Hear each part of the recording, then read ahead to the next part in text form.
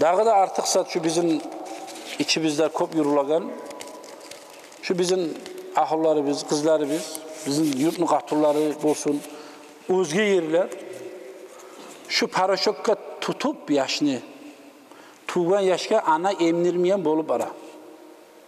Emniregen ana elçi korunan bolup bitken. Halde yaşı içirem seni, 2 yıl, 2 ay, 3 ay bir tane yaşıyor.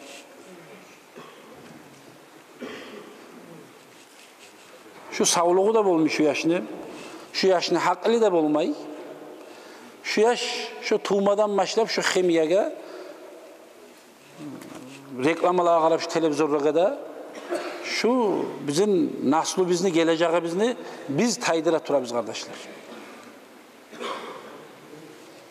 Allahu Teala ozu, o ananın sütünden gelen zat, onun içinde vardı o vitamin. Ne zat satılmıyorsa, şunu reklam et televizyondan. Bek satılan zatke reklama size ucuz attıgul. Bir prastoy reklamanı bir tükenim ol gorgunman. Bir prastoy reklamanı etemen desen 100 bin manat, 50 bin manat. Minutuna, sekunduna lağacak. Yıllarını uzağında televizyonda söyle koymak için milyonlar mı toluyorlar reklama akçanı. Niye o akçanı apravda etem. Onunla o vitamin var, bununla bu vitamin var, o zat var, bu zat var. Bu kadar aldanmayız.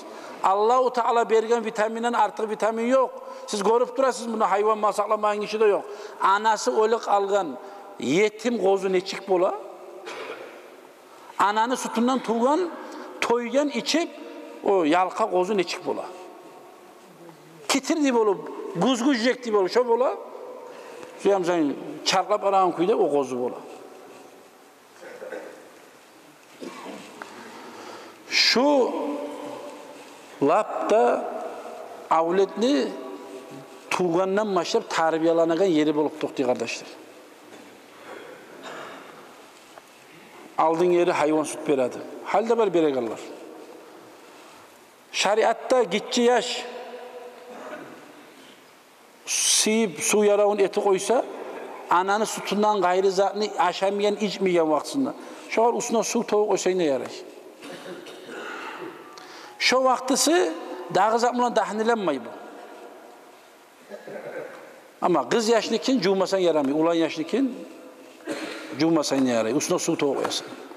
Kız yaşlıken cuvup taydırma taraf bu. Taza kuydu. Şu dağı ananın sütünden gayrı zatını şu yaşa sen versen şu hayvan sütlerini şulanı şu yaş hakkıyla şu hayvanın mezhebine bakıp getir. Şundan edep de taya. Şundan uyalmaklık da taya. Ne hayvan anasıma yapışıyor atla buz. Anamla baytı hürmet etem o bala hayvanların arasında.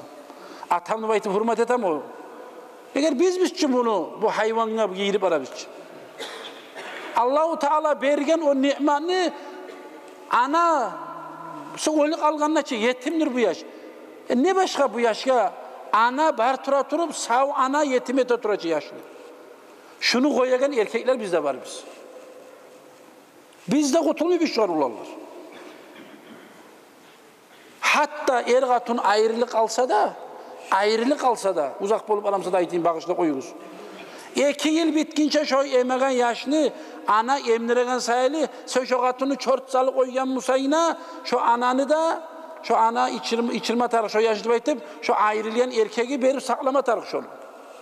Neger içegen yaşı var sayılı şu yaş adam mı olsun, busurman mı olsun, sav adam mı olsun için. Kamil kuyda 2 yıl içerisinde baytı. Yar ana da bir çağ, ata da bir çağ. Kule oynayıp duran altı murtum yaş da var.